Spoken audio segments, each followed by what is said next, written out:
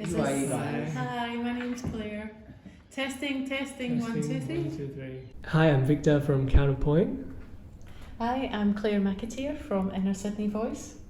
We want to let you know what's happening here in Waterloo and what we are doing in response.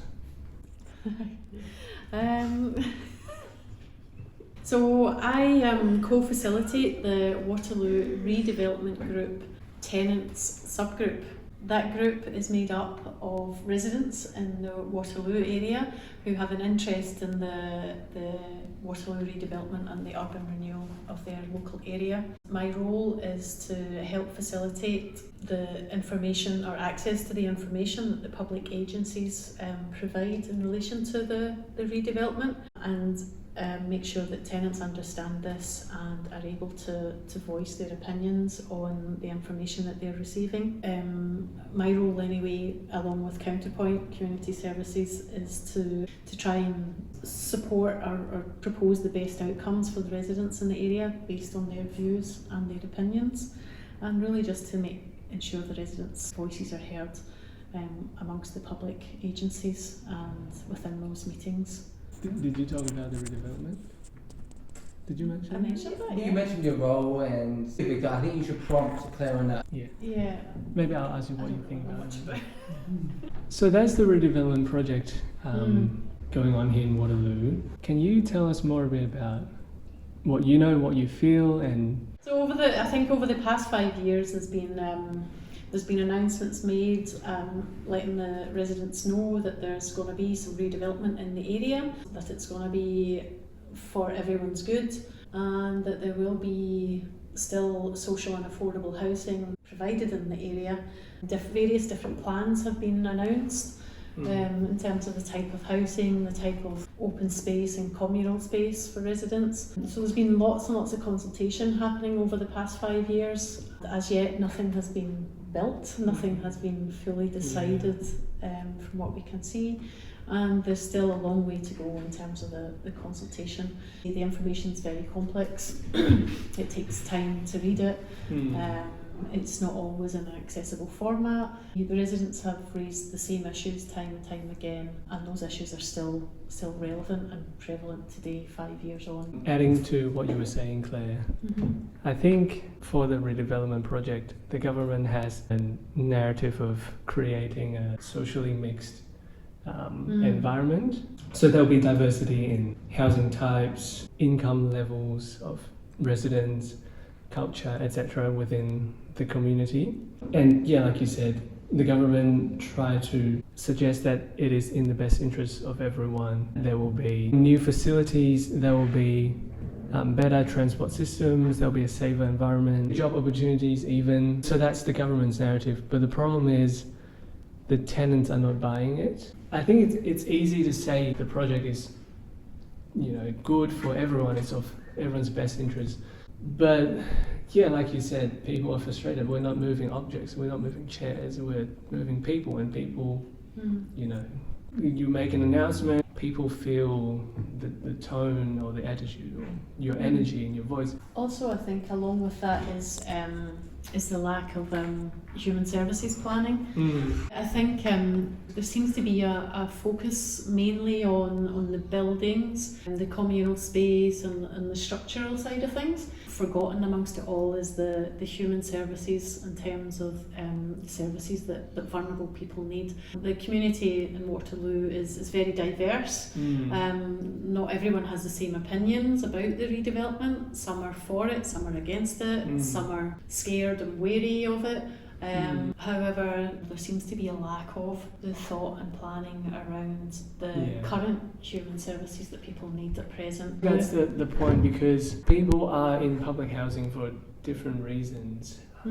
And people value the community for different reasons. There is not a small number of residents who would feel that they are just being pushed out of the area because of a lack of financial or social capital. So for them, their narrative could be, they'll have to move to a new place and re-establish connections and, do all the things that you would be doing when you move to a new place.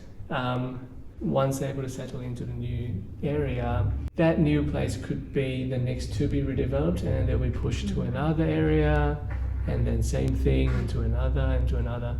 So, and a big concern is relocations during the redevelopment or after the redevelopment. Yeah, and so I guess for us we think, okay, why is there an apparent disjuncture between government's plans and some of the tenants' perceptions? I guess the more you look at it, the more you'd be able to realize it's not really about poor communication. You would be able to see a form of social injustice. What we do at Counterpoint, I forgot to say earlier,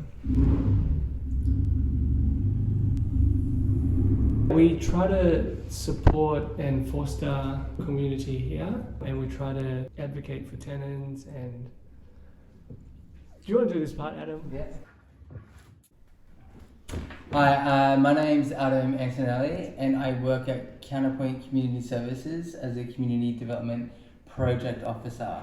I've been with Counterpoint for the last 2 years, a year and a half of which I was funded to support the Waterloo community through the redevelopment by providing information, ensuring they have access information and have their voices throughout the process. Now, unfortunately, the government in June this year, so June 2020, decided to pull the funding for my position as well as 2 bilingual educators. They also pulled funding for the Aboriginal Liaison Officer and Capacity Building Officer at Inner Sydney Voice. I'm still with Counterpoint. Counterpoint Inner Sydney Voice, although not funded to do so, still support the residents through this process. Our organisation has also been previously funded to support the Aboriginal community in terms of capacity building in relation to the Waterloo redevelopment, and as Adam said, that funding ended also. Our organisation has committed to the community that we will still honour that commitment in terms of trying to support the community and give them a voice. There's clearly still a need there for that. So 5 years ago, Brad Hazard, just prior to Christmas, sent a letter to all the residents on the social housing estate in Waterloo, which is well over 2,000, that they planned for the Waterloo estate to be redeveloped and how fabulous and fantastic this was for them. Needless to say, a few days later, very, very strong community protested, essentially. It's been 5 years and residents still don't know when they will be relocated, when their redevelopment will start. There's been a myriad of changes, issues along that way. Essentially, you've had a community that have so many assets in terms of community life, companionship, spirit, but also the reality is that there's mental health, there's disadvantage, there's poverty. Now, where we're at today is we still don't know when people will be relocated. We don't have a promised human services plan to accompany the built environment plan, which is of major concern. People will often make the assumption that by the redevelopment, where social housing will be heavily diluted, all of a sudden human services or the issues already existing in the community at present will somehow be fixed. And I think we all know that's certainly not the case. I think we've got pretty much everything though, hasn't it? Yeah, so that's the background of what's happening here in Waterloo. So what we thought would be a good idea is to actually interview the tenants who lives here, because like I said, everyone has a different backstory, they have a different point of view, and they support or they're really against the redevelopment for their own reasons. We want to capture that, and we want to show a more personalised story, an individual perspective of the redevelopment. So Claire, what are some of the challenges that you have experienced engaging with the tenants in your job?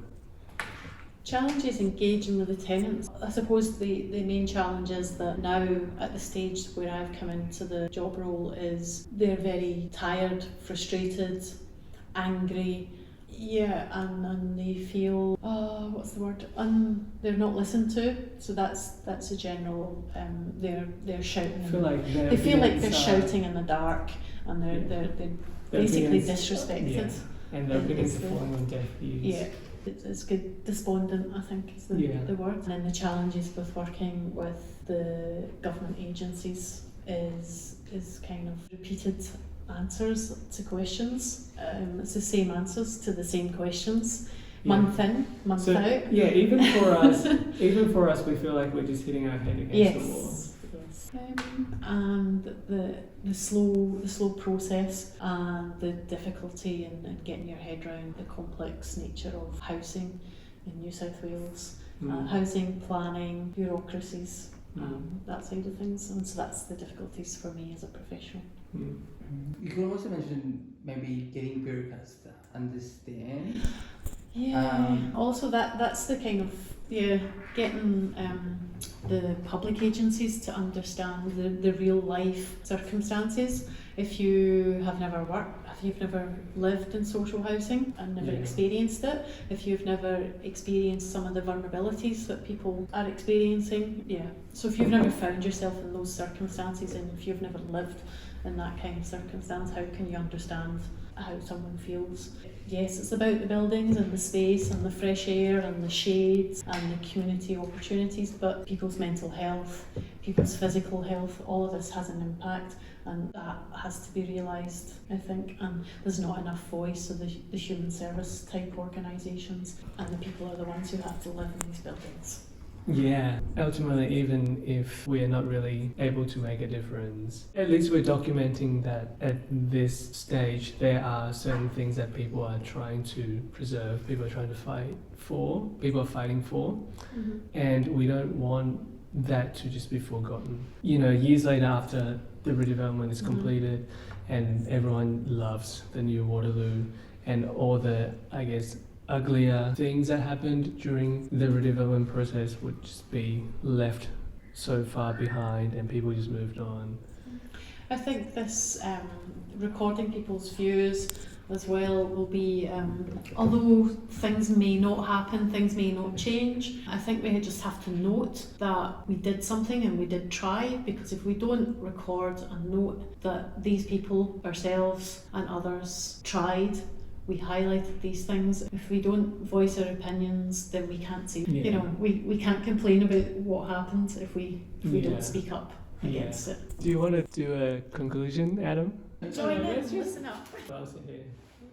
Human side, human story? Yeah, human stories of Waterloo. If you're listening to human stories of Waterloo, of the redevelopment project. As Claire mentioned earlier, there is far too much emphasis on the built environment of what Waterloo will be in the future. The mistake of the media and bureaucrats, they forget about the people that have experienced the redevelopment in the last 5 years since the announcement, and these people that will be living in the estate into the future. So if you want to hear what they have to say, stay tuned. There'll be some tenant interviews coming up, so watch your space. Thank you for listening, and stay tuned. Hey.